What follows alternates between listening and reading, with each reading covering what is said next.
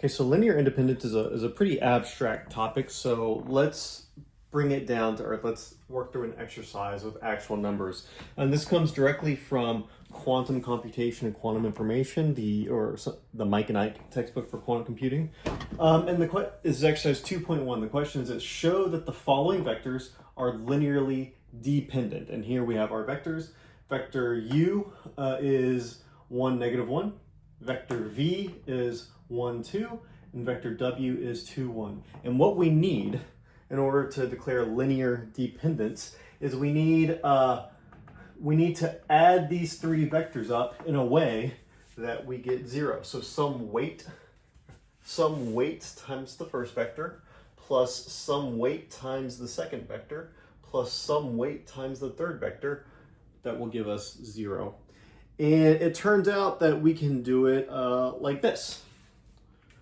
So if I were to take u plus v, right? So I'll do it like this. So u plus v, and then minus w, right?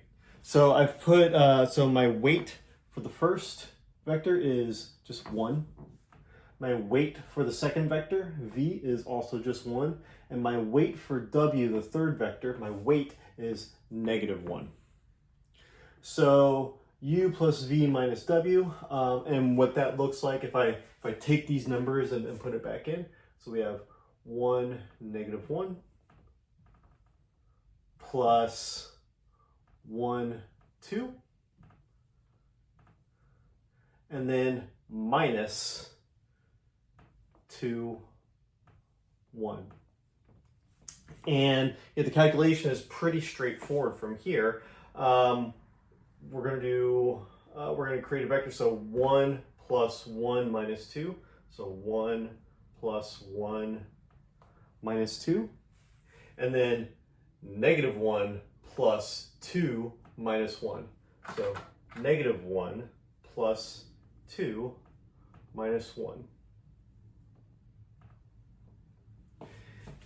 And as you can verify for yourself, 1 plus 1, that does equal 2. We subtract 2, we get a 0. -1 plus 2 minus 1, that also equals 0. Therefore, we have shown that u plus v minus w equals the 0 vector, the vector where all entries are 0. Thus, we can say that these three vectors are linearly dependent.